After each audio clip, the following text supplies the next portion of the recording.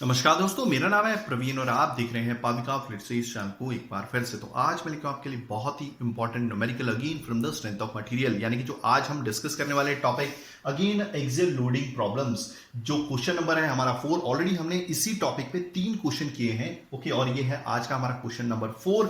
ये है from the type 2। Already मैंने टाइप 1 करवा के रखा हुआ है। बट आगे बढ़ने से पहले अगर आपने मेरे चैनल सब्सक्राइब नहीं किया तो प्लीज ये आपसे बहुत बड़ी सी रिक्वेस्ट कि आप मेरे चैनल सब्सक्राइब कीजिए, लाइक एंड शेयर करना मत भूलिएगा, ताकि मैं ऐसे ही एजुकेशनल वीडियोस आपके लिए हमेशा हर पल लेके आता रहूं। और इसी वीडियो के डिस्क्रिप्शन बॉक्स में अगर आप देखेंगे तो आपको एक लिंक मिलेगा जहां से आप इसी चैप्टर, यानी कि जो हमारा चैप्टर का नाम या फिर बोल सकते हैं प्लेलिस्ट का नाम है सिंपल स्ट्रेसेस एंड स्ट्रेन, के तमाम टॉपिक आप डाउनलोड कर सकते हैं। विद सॉल्व प्रॉब्लम्स आप डाउनलोड कर सकते हैं, जो है यूनिवर्सिटी के पुराने जो भी यूनिवर्सिटी में क्वेश्चंस आए हुए हैं। ठीक है, और अपने फ्रेंड्स को सजेस्ट कर सकते हैं, अपने रिलेटिव्स को सजेस्ट कर सकते हैं हमारे चैनल का नाम। और एक छोटी सी रिक्वेस्ट है, क्योंकि आए दिन हमें काफी सारे कमेंट्स आते हैं कि सर आपकी वजह से हमारा फ्लूइड मैकेनिक्स का पेपर बहुत अच्छा गया, काफी अच्छे मार्क्स आए, इवन सबसे ज्यादा स्कोर हुआ, हाईएस्ट मार्क्स। पहले हमें फ्लूइड मैकेनिक्स का इतना ज्यादा कॉन्सेप्ट क्लियर नहीं था, या फिर स्ट्रेंथ ऑफ मेटल के काफी सारे कमेंट्स आते हैं, या फिर फ्लूइड मशीनरी से रिलेटेड जो मैकेनिकल इंजीनियरिंग का सब्जेक्ट है। और साथ में आप देख रहे होंगे कि आपको केमिकल इंजीनियरिंग गेट के भी काफी सारे वीडियोस के मतलब नोटिफिकेशन आता रहता है। तो एक छोटी सी रिक्वेस्ट है कि अगर आपको लगता है कि हमारे चैनल से आपने कुछ गेन किया है तो प्लीज दिल खोल के दान कीजिएगा, उसका लिंक भी डिस्क्रिप्शन बॉक्स में दे दिया गया है। चलिए ज्यादा ना वेट करते हैं, इस क्वेश्चन की तरफ बढ़ते हैं। साथ में लिखेंगे गिवन डेटा और बनाएंगे डायग्राम, क्योंकि आपको मालूम है कि जब भी कोई भी क्वेश्चन के लिए अगर आप गिवन डेटा लिखते हो, अगर वो क्वेश्चन 5 मार्क्स का है यूनिवर्सिटी एग्जाम के लिए, तो at least if you write a given data और ड्रॉ करते हो डायग्राम, तो at least there may be a possibility of getting 1 marks. Okay, बहुत इंपॉर्टेंट है, मगर काफी क्वेश्चंस में डायग्राम दे दिया होता है, so you don't have to worry. Okay, पढ़ते हैं इस क्वेश्चन को हम अपनी नेटिव लैंग्वेज में, साथ में लिखते हैं गिवन डेटा। ओके, कैसे करेंगे एक एक कॉन्सेप्ट देखेंगे। ठीक है, अभी देखिए ये क्वेश्चन मैं क्यों लेके आया हूं। अभी तक मैंने ऑलरेडी 3 क्वेश्चन किए हैं, ठीक है, इस टॉपिक पर, और वो भी टाइप 2 पे। बट इससे पहले जो क्वेश्चंस कंसीडर हुए थे उसमें सभी सारे के मतलब सभी क्वेश्चंस में जो रॉड था आपका हॉरिजॉन्टल था। अब ये पहला क्वेश्चन है जिसमें रॉड वर्टिकली है, ओके, और दीवार से लगा हुआ है। ठीक है, वर्टिकली नीचे की साइड जा रहा है। ओके, अब सबसे पहले ये देख लेते हैं, काफी स्टूडेंट्स को एक्सियल लोडिंग मालूम नहीं होती। देखिए इसका खुद का एक्सिस कौन सी डायरेक्शन में, इसका खुद का एक्सिस भी एक्स डायरेक्शन है। ये होती है आपकी वाई डायरेक्शन, ये होती है एक्स एक्सिस। ठीक है, तो एक्स डायरेक्शन में ही इसकी खुद की एक्सिस है, और ये होता है हमारा क्रॉस सेक्शन एरिया, हमारा नहीं यानी कि इस रॉड का। तो जब इस रॉड को हम एक फोर्स से सब्जेक्ट कर देते हैं, ठीक है, अब मैं ये काम करूंगा कि इसको है ना, मैं लाल कलर से इसको फोर्स दिखाऊंगा। ठीक है, ये हो गया। ओके, अभी फिलहाल इसे दबा रहे हैं यानी कि कंप्रेस कर रहे हैं, तो ये हो गया मतलब हमारा बार जो सब्जेक्ट हो गया एक्सियल लोडिंग से, मतलब क्रॉस सेक्शन एरिया पे फोर्स लगाई जा रही है, दैट्स इट। ओके, क्लियर हो गया। और इसी एक्स एक्सिस को बोलते हैं लॉन्जिट्यूडनल एक्सिस, यानी कि ये हो गया हमारा एक्सियल लोडिंग से सब्जेक्टेड बार। ठीक है, ये तो क्लियर हो गया। बट ये पहला क्वेश्चन है जिसमें वर्टिकली हम कंसीडर कर रहे हैं। ओके, क्वेश्चन पढ़ते हैं। स्टील बार ABCD, एक स्टील बार है ABCD, दिख रहे हैं आप, ये 4 क्या बोलते हैं बार से बना हुआ है, यानी कि 4 रॉड से बना हुआ है, एक AB, एक BC, एक CD। क्लियर हो गया। ये बार है, टोटल बार है AD। ओके, ये बना हुआ है AB, BC और CD, यानी कि 3 अलग अलग बार है। ठीक है, ओके, उनका क्रॉस सेक्शनल एरिया क्या दिया हुआ है, क्रॉस सेक्शनल एरिया तो सेम ही रहेगा, क्योंकि डाया आप देख रहे हैं सेम है। Okay, different cross sectional area नहीं है, याद रखिएगा। इससे पहला वाला क्वेश्चन जो हमने किया था वो डिफरेंट क्रॉस सेक्शनल एरिया का पे ऊपर बेस था, एक्सियल लोडिंग से रिलेटेड। ओके, और अब हम देख लेते क्रॉस सेक्शनल एरिया। काफी स्टूडेंट्स को क्रॉस सेक्शनल एरिया समझ में नहीं आता, बट हम देख लेते कि क्रॉस सेक्शनल एरिया होता क्या है। मान लीजिए ये आपका बार है, ठीक है। ओके, तो ऑलरेडी मैंने बोला कि ये जो चैप्टर है ये बेस्ड ही इसी पर है कि यहां पर जो फोर्स पड़ रही है वो क्रॉस सेक्शनल एरिया पे पड़ रही है। देखिए ये वाला एरिया की बात नहीं कर रहा हूं मैं ये वाले एरिया की बात कर रहा हूं, ठीक है, जहां पे फोर्स पड़ रही है, ये वाली फोर्स, तो इसी को बोलते हैं क्रॉस सेक्शनल एरिया। आप देख रहे हैं ये जो क्रॉस सेक्शनल एरिया है सर्कुलर बार का, ये एक सर्कल है, और सर्कल का एरिया क्या होता है πd²/4। तो इसी क्रॉस सेक्शन एरिया पे हमारी फोर्स पड़ रही है, और सबका क्रॉस सेक्शन, क्योंकि डाया सेम है तो क्रॉस सेक्शनल एरिया भी सेम ही रहने वाला है। ठीक है, ओके, आगे बढ़ते हैं। Is acted upon by force as shown in figure. ये जो रॉड है जो बना हुआ है AB, BC और CD से, इसके ऊपर कुछ फोर्सेस एक्ट कर रही है, यही बताया हुआ है जो भी फिगर में बताया गया है, shown in figure. Okay, neglecting the effect of self weight of the bars. देखिए इनका खुद का भी कुछ वेट होगा, और वेट हमेशा डाउनवर्ड साइड एक्ट करता है। ठीक है, डाउनवर्ड साइड एक्ट करता है। क्लियर हो गया। ये वेट एक फोर्स होती है जो यानी कि लगाई जाती है आपके धरती द्वारा, यानी कि वेट एक फोर्स होती है जिससे उस चीज को खींचा जाता है धरती द्वारा। आई होप आपको चीजें समझ में आ गई होंगी। और वेट की जो यूनिट होती है खुद न्यूटन होती है, वेट की मतलब जो यूनिट होती है वो न्यूटन होती है। क्लियर हो गया ये। ओके, बट यहां पर हमें वेट का कंसीडरेशन नहीं करना है। क्लियर हो गया? ओके, तो उसने वेट को कंसेंट्रेशन को नहीं बोला है। Find the change in length of the bar, यानी कि हमसे पूछा गया है चेंज इन लेंथ, और चेंज इन लेंथ क्या होता है? That is what change in length means कितना चेंज आया लेंथ में, और इसको डिनोट किया जाता है डेल एल से, और ये टोटल चेंज पूछ रहा है।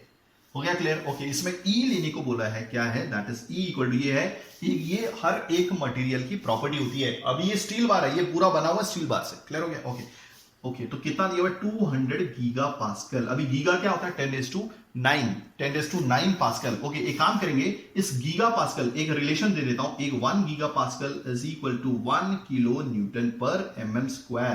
कहने का मतलब है कि 1 गीगा पास्कल को हम 1 kilo newton per mm square लिख सकते हैं, तो दैट मीन्स हम गीगा पास्कल को रिप्लेस कर सकते हैं kilo newton per mm square से। मैंने रिलेशन दे दिया है, ठीक है? और ज्यादातर आप देखेंगे जो एरिया है हम mm स्क्वायर में लेते हैं।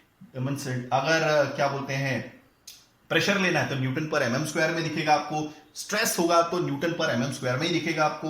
ओके, देन वॉल्यूम होए तो mm क्यूब में दिखेगा। यानी कि स्ट्रेंथ ऑफ मटेरियल के सब्जेक्ट में हम ज्यादातर जो एरिया, वॉल्यूम सब कुछ है mm में निकालते हैं, ठीक है? ओके, तो चलिए इस क्वेश्चन को समझते हैं। ओके, तो अब फिलहाल मैं इसको मिटा देता हूं, टोटल हमें थोड़ी सी स्पेस चाहिए, ठीक है? ओके, अब देखिए इस क्वेश्चन को करना कैसे। सबसे पहले हमें सारे रॉड्स को अलग अलग कर देना है। कोई कंफ्यूजन? ओके, आप देख रही है ये दीवार है, आप समझ सकती हैं दीवार है, ये अटैच है। ओके, सबसे जो नीचे है आपका जो फोर्स है दैट इज 20 किलो न्यूटन। ये दीवार है, मतलब ये पूरा का पूरा रॉड एक साइड से दीवार से लगा हुआ है, दूसरी साइड से फ्री है, हवा में है, ठीक है? बट यहां पे फोर्स कितनी? 20 किलो न्यूटन की। ओके, ये लंबाई दी हुई है 250 mm, 500 mm, 1000 mm। ओके, दूसरी चीज आप देख रहे हैं जहां से रॉड जुड़ रहा है, एक बी पॉइंट पे, सी पॉइंट पे, वहां पर एक फोर्स दी हुई है। देखिए सी पॉइंट पे दी है 15 किलो न्यूटन, बी पॉइंट पे दिए 10 किलो न्यूटन। ये होती है नेट रिजल्टेंट फोर्स। अब इसका यूज क्या है हम देखेंगे। ओके, और सबसे पहले काम करेंगे, हम बनाएंगे फ्री बॉडी डायग्राम हर एक रॉड का, ठीक है? ये बना लिया। ओके, तो ये रॉड है हमारा ए बी, ठीक है? ओके, उसके बाद है बीसी रॉड, ये देखेगा, ओके, बी सी। ओके, उसके बाद है सीडी रॉड। हमने सब रॉड को अलग अलग कर लिया, कोई कंफ्यूजन नहीं होनी चाहिए। थोड़ा इसे छोटा बना देता हूं ताकि थोड़ी स्पेस रहे थोड़ा काम करने के लिए। ये सी और ये डी। अगर आप इन दोनों रॉड को, बीसी रॉड और सीडी रॉड को जोड़ेंगे तो ये जो सी पोर्शन है आपस में जुड़ जाएगा और कुछ इस तरह से दिखेगा, ठीक है? तो ये हो गया सी और ये हो गया बी। ये तो जस्ट समझाने के लिए, ठीक है? और अगर आप ये ए बी रॉड और बीसी जो रॉड है इसको जोड़ेंगे तो ये बी पार्ट मिल जाएगा और एक लाइन बन जाएगी। देखिए जैसे सी पार्ट को जोड़ा, ठीक है? बीसी रॉड का सी जो पार्ट है और सीडी रॉड का जो सी पार्ट है, जोड़ने पर वो एक लाइन बन जाएगी। सिंपल सी बात है। ओके, वही चीज अगर आप यहां पर देखेंगे, ये भी जुड़ने पर कैसा दिखेगा आपको? बीच में एक लाइन बन जाएगी बी, और ये जस्ट ये समझाने के लिए, ठीक है? इसमें हमें ये है, अभी देखिए ये तो मैंने जोड़ने के बाद ये फिगर बनाया, बट ये जो है ये फ्री बॉडी डायग्राम है जहां पे हमें फोर्सेस को बताना है, फोर्सेस को डिफाइन करना है। देखिए कभी भी आप वहां से स्टार्ट मत कीजिए जहां से वो दीवार से लगा हुआ है, ठीक है? वॉल से चिपका हुआ है, वहां से स्टार्ट कीजिए जहां पर वो फ्री है। फ्री एंड कहां पर है इसका? डी साइड आपका फ्री एंड है, ठीक है? हवा में। तो यहां पे जो फोर्स जा रही है वो 20 किलो न्यूटन की है। ये क्लियर हो गया? अगर आपने ये फ्री बॉडी डायग्राम बना लिया then the very question is very easy. Only इस क्वेश्चन में क्या प्रॉब्लम था कि रॉड सबसे पहली बार वर्टिकल पोजीशन में है, नहीं तो आपने ज्यादातर क्वेश्चन हॉरिजॉन्टल केस में किए, ठीक है? ओके, देखिए अगर 20 किलो न्यूटन नीचे की साइड आ रहा है तो दैट मींस सीडी रॉड को इक्विलिब्रियम में मेंटेन करने के लिए, यानी कि स्टेट ऑफ रेस्ट पे मेंटेन करने के लिए कितना फोर्स हमें लगाना पड़ेगा? 20 किलो न्यूटन। अगर ये नीचे जा रहा है तो इसकी अपोजिट डायरेक्शन में हमें 20 किलो न्यूटन लगाना है। सिंपल बात है। ओके, अब एक रूल दिमाग में रख लीजिए, फिट कर लीजिए कि क्या करना है। जो भी फोर्स अभी डिफाइन करनी है, देखिए अभी एबी रॉड को भूल जाइए थोड़ी देर के लिए, अभी सीडी का काम हो गया, अभी बीसी रॉड की बारी आ गई। ओके, बीसी रॉड पे हमें फोर्स डिफाइन करनी है। फिलहाल हमें यह पता करना है कि फोर्स किस साइड एक्ट करेगी, क्या ऊपर जाएगी या नीचे की तरफ जाएगी। ओके, आप देखिए इस बीसी रॉड को कनेक्टेड सीडी रॉड है। ओके, यहां पर ये फोर्स हमने डिफाइन कर दी, ये भी फोर्स हमने डिफाइन कर दी। ओके, यहां पर जो फोर्स है आइदर वो ऐसी बनेगी या फिर कैसी बनेगी, या फिर ऐसी बनेगी। तो दोनों में से कोई एक बनने वाली, या फिर वो ऊपर जाएगी या फिर वो नीचे जाएगी। ओके, तो हम कौन सी बनाएंगे? देखिए इसको देख के बनाइए, इसको देखिए, इसके अपोजिट फोर्स बनाइए, ठीक है? ये इधर जा रही है तो दैट मींस ये वाली फोर्स इधर जाएगी। क्लियर हो गया? ये हमेशा याद रखिए, अगर आप इस रूल को फॉलो करते हैं तो कभी क्वेश्चन गलत नहीं होगा। क्लियर हो गया? ओके, आई होप आपको चीजें समझ में आ गई होंगी। अगर ये आपकी फोर्स ऊपर जा रही है तो इसके अपोजिट फोर्स बनाइए जो यहां पर एक्ट करेगी। मान लीजिए इसका नाम नहीं मालूम, इसका नाम है जेड। क्या है? जेड। ओके, बीसी रॉड पे जो फोर्स है ये बाहर जा रही है तो दैट मींस जो भी फोर्स होगी वो इसके अपोजिट ही होगी। क्लियर हो गया? ये जेड है तो ये भी जेड है। ओके, अब सबसे पहले हम ये देखेंगे कि भाई जेड की वैल्यू क्या है। ओके, ओके, इसको पता लगाने के लिए एक फॉर्मूला एक और है, वो भी आप दिमाग में फिट कर लीजिए। ओके, तो आप देख रहे हैं कि ये जो अगर मैं बीसी पार्ट और सीडी पार्ट को ज्वाइन कर दूं तो कुछ इस तरह से ये रॉड बन जाएगा। क्लियर हो गया? ओके, क्लियर हो गया। और फाइनली इन दोनों रॉड को अगर मैं ज्वाइन कर लूं तो पूरा रॉड यहां पे बन जाएगा जो इस तरह से दिख रहा है। ठीक है, तो आप थोड़ा सा ध्यान दीजिएगा। फिलहाल ए बी रॉड को भूल जाइए, पीसी पार्ट को यानी कि बीसी रॉड को पकड़ना है और सीडी रॉड को पकड़ना है। ओके, आप जैसे ही इसको कंबाइन करते हैं ये कुछ इस तरह का रॉड बन जाता है। क्लियर हो गया? ओके, अब आप देखिए बीसी रॉड पे यानी कि जो सी लाइन है वहां पर एक फोर्स जा रही है नीचे की तरफ, वो कितनी है? 15 किलो न्यूटन। आप आइदर इस फिगर को भी रेफर कर सकते हैं यानी कि देख सकते, इस फिगर को भी यूज कर सकते हैं, या फिर अगर आप चाहते हैं तो इस फिगर को भी यूज कर सकते हैं। बट मैंने काफी आसान बना दिया, मैंने ऊपर वाले रॉड को हटा दिया थोड़ी देर के लिए। ठीक है, ये भी पोर्शन को हटा दिया। अभी हमने इन दोनों रॉड को कंबाइन करना है और कुछ इस तरह से दिखेगा, यानी कि वो इतना पोर्शन आपको दिख रहा है, ये वाला इतना पोर्शन। क्लियर हो गया? ओके, तो आप देख रहे हैं ये जो नेट रिजल्टेंट फोर्स मैंने कहां से लिखी? यहां से लिखी। देखिए सी पॉइंट से नीचे की तरफ जा रही है। ठीक है, ओके, अब हमें अब क्वेश्चन में कौन आ गया? Net resultant force. ये 15 किलो न्यूटन क्या है? Net resultant force. अभी नेट रिजल्टेंट फोर्स क्या होती है? दो फोर्स का डिफरेंस। तो कौन सी दो फोर्स का? एक ये, एक जेड और एक 20 किलो न्यूटन। तो दो फोर्स का डिफरेंस। तो दैट मीन्स हमें क्या लिखना है? आइदर हमें लिखना है z माइनस 20 या फिर 20 माइनस जेड। अब दोनों में से सही कौन है भाई? ओके, तो ये कैसे पता चलेगा? ये पता चलेगा हमारी नेट रिजल्टेंट फोर्स की डायरेक्शन से। अभी डायरेक्शन नेट रिजल्टेंट फोर्स की नीचे की तरफ है, तो इसकी डायरेक्शन से मिलती जुलती फोर्स और कौन सी है? देखिए ये वाली फोर्स है, ये भी नीचे की तरफ जा रही है। तो दैट मीन्स हम लिखेंगे, मतलब कहने का मतलब है कि z बड़ी है। हमें देखना है कि इन दोनों फोर्सेस में से किसकी डायरेक्शन मैच होती है आपके नेट रिजल्टेंट फोर्स से। तो देखिए इसकी ये जो नेट रिजल्टेंट फोर्स की डायरेक्शन है ये नीचे की तरफ जा रही है, तो दैट मींस आपकी z भी नीचे की तरफ जा रही है। तो दैट मींस z बड़ी है, तो दैट मींस z अगर बड़ी है तो ये सही हो जाएगा और ये रॉन्ग हो जाएगा। आप फिलहाल इसे मिटा दीजिए, सिंपल। तो z माइनस 20 और ये डिफरेंस है, तो डिफरेंस किसके बराबर था? 15 किलो न्यूटन के बराबर था। देयरफॉर z क्या हो जाएगा? नेगेटिव 20 उस साइड जाएगा, तो that will be 45 kilo Newton. हो गया क्लियर? ओके, तो दैट मींस ये z हो गया 45 किलो न्यूटन। आगे बढ़ते हैं, लेट मी चेक, क्या इतना ही आया, कुछ और तो नहीं आया? ओके, सॉरी 45 नहीं, अगर ये नेगेटिव 20 उस साइड जाएगा तो ये 35 होगा। क्लियर हो गया? थोड़ी सी कैलकुलेशन मिस्टेक होगी, कोई प्रॉब्लम नहीं है। Okay, no problem. ठीक है, अगर ये 35 किलो न्यूटन है तो डेफिनेटली ये भी 35 किलो न्यूटन ही होगा। हो गया चीज क्लियर? ओके, चलिए सिंपल सी बात है, जो हमने यहां पर किया था वही चीज हमें करना है। तो यही इसमें मास्टरी सीखनी है आपको, बाकी तो बहुत इजी है। ठीक है, ओके, अगर देखिए अब बारी आती है, अब सीडी रॉड को पूरी तरह भूल जाइए। ठीक है, ये भी कैलकुलेशन जस्ट बतानी थी आपको, इसलिए की थी मैंने। ओके, अब AB रॉड को और BC रॉड को अगर आप ज्वाइन करते हैं तो B पार्ट जुड़ जाएगा, कुछ इस तरह से दिखेगा आपको, यही रॉड दिखेगा। ओके, अब इसमें जो नेट रिजल्टेंट फोर्स है B पॉइंट पे एक्ट करी वो यहां पे दी हुई है, तो यही चीज मैं यहां लिख लेता हूं, this is 10 kilo Newton. Simple है। ओके, अब इसकी डायरेक्शन देखिए, ये ऊपर की तरफ जा रहा है, तो दैट मींस यहां पर जो पड़ने वाली डायरेक्शन है वो अपोजिट होनी चाहिए। अगर ये नीचे की तरफ होता, ठीक है, अगर ये नीचे की तरफ होता तो ये भी अपोजिट हो जाता, ऐसे हो जाता। फिलहाल ये ऊपर की तरफ जा रहा है तो ये ऐसे ही होगा। मैंने बताया ये सिंपल सा रूल है, दोनों फोर्सेस आपस में अपोजिट होनी चाहिए। ओके, अगर कुछ गड़बड़ होती है तो इसे पता भी लगा सकते हैं। ठीक है, ओके, अगर हमारा आंसर नेगेटिव आ जाता है तो यानी कि गड़बड़ है, तो दैट मींस आप अपने साइन चेंज कर सकते हो। आई होप आपको चीजें क्लियर हो गई होंगी। अगर ऐसा ही कोई प्रॉब्लम होगा तो मैं डेफिनेटली आपके लिए लेके आऊंगा, जिसमें हमें पता चले हमारा मतलब आंसर वेरीफाई भी होना चाहिए। ठीक है, वापस कॉन्सेंट्रेट करते हैं। अब ये फोर्स ऊपर जा रही है तो दैट मींस यहां पर जो पड़ने वाली फोर्स है AB पार्ट के B पोर्शन पे वो नीचे की तरफ आएगी। दोनों अपोजिट साइड होने चाहिए, दोनों फोर्सेस अपोजिट होनी चाहिए। ठीक है, अब ये जो फोर्स है इसका नाम नहीं मालूम, मान लीजिए इसको T मान लेते हैं, T मान लेते हैं। ओके, अब थोड़ी देर के लिए हम देखते हैं, अगर हम AB पार्ट और BC पार्ट को ज्वाइन कर देते हैं कुछ इस तरह से बन जाएगा। ओके, ज्वाइन करने पर नेट रिजल्टेंट फोर्स कहां आ रही है? 10 किलो न्यूटन की नीचे की तरफ जा रही है। और नेट रिजल्टेंट फोर्स क्या आपकी?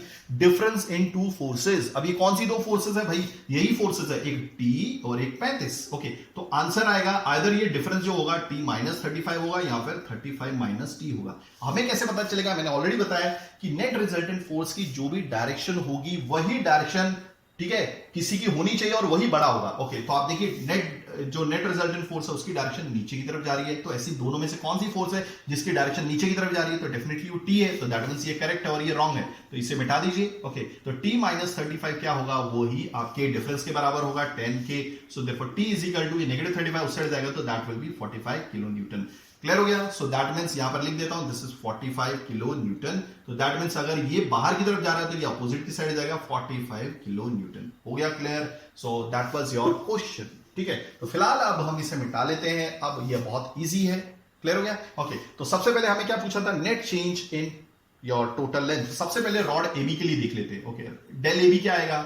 Del L A B. देखिए ये है चेंज इन लेंथ और ये ए बी रॉड है, तो फॉर्मूला क्या है हमारा? P into L. अब मैं बार बार डिफाइन नहीं करूंगा, ये ऑलरेडी फॉर्मूला याद ही कर लीजिए आप। ठीक है, P into L that is your A into E। Clear हो गया? ओके, P की वैल्यू क्या है ए बी रॉड के लिए? ओके, 45 किलो न्यूटन, तो 45 किलो को हमने एब्जॉर्ब करा लिया। ठीक है, 45 किलो हमने एब्जॉर्ब कर लिया, दैट इज 1000। लेंथ क्या है ए बी रॉड की? 1000 है। Okay, multiply by 1000। Okay, divide by area. Area already दिया हुआ, सभी रॉड का क्रॉस सेक्शनल एरिया सेम ही है। ओके, तो दिस 500। ई की वैल्यू कितनी है? 200 जीपीए। अगर मैंने बोला कि जीपीए को किसमें आप ले लीजिए? 200 kilo newton per MM square, तो 200।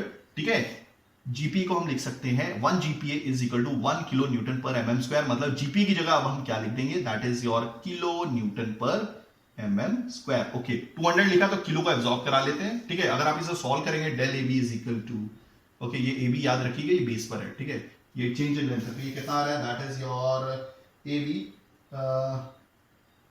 कितना आ रहा है ये? Okay, 0.45 mm, 0.45 mm। तो ठीक है, मैं यहां पे लिख लेता हूं। First one is your del L A B is equal to 0.45 mm। हो गया क्लियर? ओके, चलिए आगे बढ़ते हैं, दूसरा देख लेते हैं अभी जल्दी से। ओके, इसकी यूनिट देख लीजिए अभी। ओके, पी की यूनिट क्या थी? न्यूटन। हमने किलो का एब्जॉर्ब करा लिया था। लेंथ क्या है? एमएम में है। ओके, एरिया एमएम स्क्वायर में है, देख लीजिए आप। देखिए एमएम स्क्वायर में दिया हुआ है। ओके, ई की वैल्यू क्या थी आपकी? किलो एब्जॉर्ब करा लिया था। न्यूटन पर एमएम स्क्वायर पलट के ऊपर आ जाएगा। ठीक है, क्योंकि नीचे थे, ये कैंसिल, न्यूटन कैंसिल और तो एमएम बचेगा, तो एमएम आ गया। ओके, ठीक है ये। ओके, आगे बढ़ते हैं। अब हम ए बी की जगह बीसी के बारे में बात करेंगे। ठीक है, बीसी के ऊपर कितनी फोर्स एक्ट कर रही है? 35 kilo Newton. Okay, 35 into kilo को एब्जॉर्ब करा लेते हैं 1000। लेंथ कितनी है इसकी? दी हुई है 500 mm। ओके, सिंपल सी लॉजिक है। आप मेरे 4 क्वेश्चन देख लीजिएगा, सब में यही लॉजिक फॉलो हो रहा है। थर्ड क्वेश्चन थोड़ा सा हार्ड था, जो मैंने आपको बताया था, that was related to stress, कि कितनी स्ट्रेस, यानी कि स्ट्रेस के हिसाब से हमने फोर्स निकाली है। ठीक है, तो पी की कितनी मैक्सिमम वैल्यू होनी चाहिए? पी यानी कि फोर्स है, उसमें हमने निकाला था, आप देखिएगा। ठीक है, ओके, एरिया ऑलरेडी दिया हुआ है 500 mm स्क्वायर। ई की वैल्यू दी हुई है 200 और 1000 हमने मल्टीप्लाई किया क्योंकि ई के साथ किलो है। Okay, so therefore del BC is equal to कितना है? This is coming out to be 0.175 mm। ठीक है, ये भी हमारा क्वेश्चन हो गया। So therefore del BC is equal to 0.175 mm। हो गया? Okay, next. ओके, अब हम बात करेंगे हमारे लास्ट सीडी रॉड की। ओके, यहां पे देखिएगा, this is CD rod. Okay, force कितनी एक्ट कर रही है? 20 किलो न्यूटन। ओके, 20 इंटू 1000, क्योंकि 20 किलो है तो किलो को एब्जॉर्ब कर लिया 1000 के तौर पे। लेंथ कितनी है इसकी? 250 mm। ओके, एरिया 500 है। ओके, ई की वैल्यू वही 200 है, मल्टीप्लाई बाय इसका किलो है, तो दैट मींस योर 1000। ओके, अगर आप इसे सॉल्व करेंगे तो this is coming out to be 0.05 mm। तो ये सब में चेंज आया है। फिलहाल हमें ये नहीं पता कि ये कॉन्ट्रैक्ट हो रहे क्या हो रहे। आप देखिए, ये जो बार है ये सब्जेक्टेड है टेंशन से, क्योंकि इसे खींचा जा रहा है, दूसरे रॉड को भी खींचा जा रहा है, तीसरे रॉड को भी खींचा जा रहा है, तो दैट मींस ये इलोंगेट हो जाएंगे, मतलब इनकी लेंथ बढ़ जाएगी, यानी कि लंबे हो जाएंगे तीनों भी रॉड। तीनों में कितना चेंज आया भाई? तो हम सबको प्लस कर लेंगे। डेल सीडी की वैल्यू कितनी है? 0.05 mm। ठीक है, तो हम सबको प्लस कर लेंगे, तो this is del L total कितना चेंज आया? देखिए, del L A B plus del L B C plus del L C D. तो अगर आप सबको प्लस करेंगे, जो ऊपर वैल्यूज दी है, तो this is coming out to be कितना है? 0.675 mm। So this is your answer. तो आई होप आपको सारी चीजें समझ में आई होंगी। अगर आप ऐसी एजुकेशन वीडियोस चाहते हैं तो please do right A comment, मैं पूरी कोशिश करूंगा टाइमिंगली वीडियोस लेके आने की। थैंक्स फॉर वॉचिंग, धन्यवाद, थैंक यू।